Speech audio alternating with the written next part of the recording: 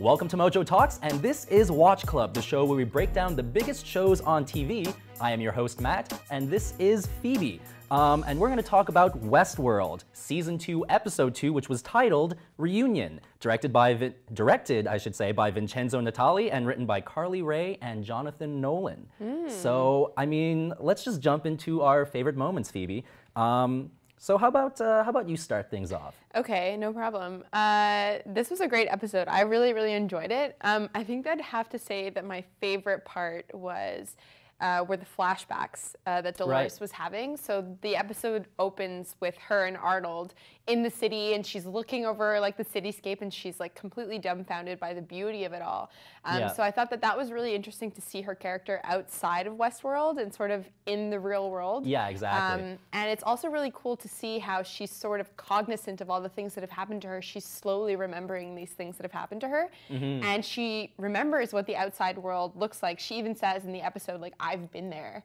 And so that was really cool. They weren't exactly just like random flashbacks. They always drew back to the main story. Exactly. And these were, like you said, the information that she retained. So that was pretty cool. Yeah, that was really cool. Yeah. I also really liked when Delores and Maeve finally met up. Yes. I was a little bit disappointed. I realized they have differing ideologies when it comes to the revolution or whatever, but I really wanted them to sort of be like, you know, two ladies like killing it in the revolution. Yeah. It didn't work out that way, but I thought that their encounter was really interesting. Yeah, you could tell that there was like tension too. It's just there was the moment when Maeve was just like, well, if you're just looking for justice and stuff like that, then that means you could just let me pass, and that's fine. And you could tell that like Dolores was a little annoyed with that. And it's funny, it's like, I don't know if you felt the same way, but it almost seemed like it was like a crossover event, you know? Obviously they're in the same show, but when they finally got together, it just felt like two worlds colliding. They have like really different storylines and sort of like a different trajectory for their ideology. So I thought that was really cool. And it's true that it sort of felt like a crossover within the same, you know, world, which was really cool. Yeah. On my end, my favorite moments, flashbacks were a big one because we saw two returning characters that might not have a very big prominent role this season because it all happened in the past. But Logan came back, and as like much of a douchebag character he was, I always loved seeing him on screen. So when he came back, I was super stoked, and we even found out that like his last name is Delos, which is pretty crazy. When that happened, I was like, what? Yeah. Okay, this took a little bit of a different shift here. So my favorite part was just like the whole Westworld pitch. You know, he goes to the restaurant and he sees like the first robot, and then they go to this private party, and he's just like, wait a minute, this isn't a private event. Like, look at all these people. They're like, take a little closer look. So I thought that was really awesome. That was really cool. And basically, I just love all the pitch scenes because Jimmy Simpson's character makes a return as well. And there's a scene when he's talking to Logan's dad, who's going to be like the main investor in all this. And he's just like, oh, if you don't see like the potential in this, then you're not the businessman that I thought you were. You know, that's pretty cheeky of him. Yeah, exactly. Yeah. And it shows just how dark his character can be too. Yeah, I really liked the sort of dichotomy between like the first season William and like this sort of darker William, like him becoming the Man in Black. Yeah. Which I thought was really cool because like Jimmy Simpson is one of my favorite actors. Like he's so underrated, it's crazy. I completely agree. And it was really like, you know, he was very creepy, and there was a scene where his wife had, you know, pulled their child away from Dolores, so I guess that she knows that he sort of had a love affair with this, you know, host. Yeah.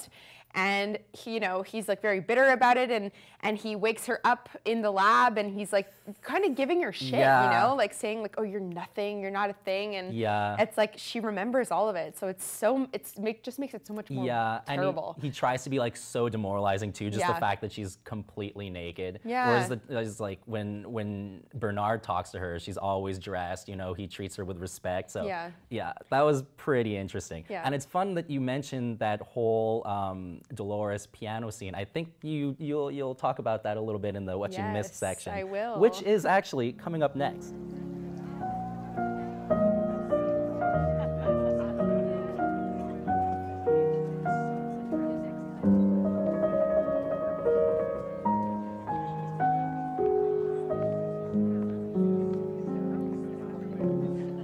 All right, so this is a segment we call What You Missed. And it's basically, it's self-explanatory. It's what you might have missed when you were watching the show. So Phoebe's gonna get us started off. There are a couple things she wanted to make sure that you guys caught wind of, so. Yeah, so basically, I don't know if anybody else noticed, I certainly did, and I think that you did as well. Perhaps. In the scene where Logan is being introduced, well, not really introduced, he's having the demo where you know, in the room with the people at the party, and there's someone on the piano. When he walks by the piano, we see a character, and he's staring at him, trying to figure out whether or not he's a host.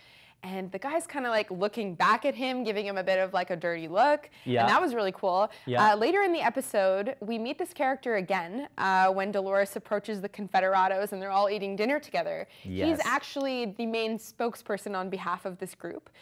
So that was really interesting. Yeah. I don't know what the link is there, but I think that that is a very interesting new character. I have a little link that's associated with that, but I'll let you get to your second what you missed, and then I'm gonna jump in. And my second what I missed is a little bit different. So in the first season, we know that Abernathy finds a photo of a woman, and it sort of makes him go crazy. Right. Yeah. So this photo was actually a Getty stock photo that the show used as a prop. Okay. Okay. In the first season. The woman who was in the stock photo did not know that, you know, this photo was being used in such an amazing show. When she found out, she was super flattered. She was really excited to be a part of it. And they actually asked her to come back for the second season and be in the show as an actress. Her name is Claire Naevia. Sorry if I'm not pronouncing that right. She actually plays William's wife in this episode. So as we said earlier, she sort of yells at her daughter to come back from talking to Dolores. Yeah. So that's a really interesting tidbit of information. That's interesting. I did not catch on to that. Yes. That has like a lot of layers to it. That's very interesting. Yeah, a lot of layers. So there's a couple of things I think that the audience missed, and you touched upon it briefly, is the guy who was like standing next to the piano when Logan, like, he's kind of scouting him out. He was obviously at the that table where they're eating dinner and stuff. Yeah. He's a leader of the Confederados. But as Delores enters and her group, it's like a nice wide shot of this long table. And I don't know if you guys noticed, but it looks eerily similar to a famous painting by Leonardo da Vinci called The Last Supper. So I don't know if you guys mentioned, or if you noticed that, I should say. And like, what does it symbolize? Is it just like a cool kind of biblical shot? Yeah. Does it symbolize resurrection? I think it does, and I also have a theory / prediction about that for later, but I'm gonna tease you guys with that. I'm not gonna tell you exactly what it is just yet. And the second what you missed is Mr. Kanye West, who's been kind of all over the news lately, and he's been in Westworld too. Season 1, it's no secret that Westworld likes kind of putting together acoustic piano versions of popular songs. They did it with like Radiohead, they did it with the Rolling Stones, and they did it with Kanye West this time with the song Runaway. Great song. Great song. And there's even a quote where, who says it? Logan.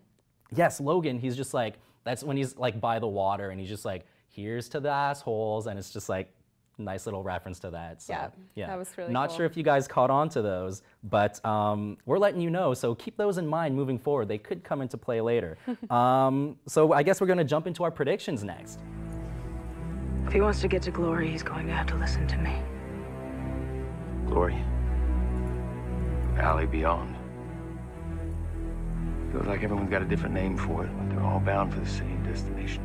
So I had talked about resurrection before at the whole kind of Last Supper scene, and my prediction is basically, or you remember the scene, it was actually one of my favorite scenes of the episode, is when the man in black meets El Lazo, and he's trying to convince him and his people to join his cause, to go to the great valley beyond, whatever they call it. And basically he says, you know, no, I don't want to do it. And he has all of his men turn the guns on their own heads, and they all kill themselves. And before he kills himself, he says, I'll see you in the valley beyond, William. And then he takes the man in black's gun and shoots himself. So I think, and we've seen this even in like episode 1, where like Robert Ford is talking to him through like these characters. He talked to him through the little kid. I think that's him talking to him through El Lazo. And the fact that he says, I'll see you in the valley beyond, makes me think that the valley beyond is this other kind of lab where they collect all of the guests' DNA and stuff like that. I talked about that previously in the last episode as well. So I think this is like the main place where they harvest all of that stuff.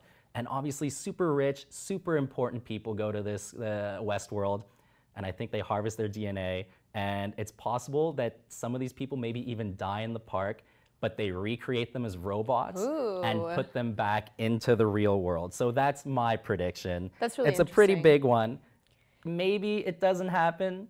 Maybe it does, but I'm hoping it does. It's a pretty bold prediction on my part. I think there were a lot of clues in this episode that the Valley Beyond is sort of like literal and figurative. Yes. And I think that that's a really, really interesting sort of tidbit. Yeah. What I really liked in this episode and what I think will happen possibly in the next episode or episodes to follow, we talked about this last week where we see, you know, the great body of water that has all of these hosts floating in it. Yes. So this episode, season 2, episode 2, we see that Dolores has the capacity essentially to raise these hosts from the dead, which is giving me total zombie vibes, and I'm here for it. I'm obsessed with it. It's creepy, right? I love it. Yeah. I love it. When they raise the Confederado and he's like, his face is all bloody and his eyes are weird. It's really, really cool. Yeah. So anyway, I think that maybe we're seeing from the first episode when Bernard and the Delos agents are looking over into the water, seeing all of these dead hosts. It's really disturbing. Right. I think that, like I said last week, it's a trap. And I think that showing that Dolores has the capacity to raise these hosts from the dead, essentially, is just like going to be her army. And she's just going to kill it. Yeah. That's crazy. Yeah. I think that would be so cool. I didn't even think of that, but I think that might happen. Yeah. That's crazy because all of the agents are there. Oh man, that's like Game of Thrones Night King vibes, where he just brings the dead back. Oh my God, that is crazy. Yeah. All right, so that basically wraps it up. Guys, thanks so much for watching, and be sure to check back Monday for more Westworld little Easter eggs. And on Fridays, if you like movie stuff, then Phoebe and I are on a little show called The Cinephiles, which airs every Friday. So be sure to subscribe to MojoTalks, and we'll see you next time. Thanks for watching.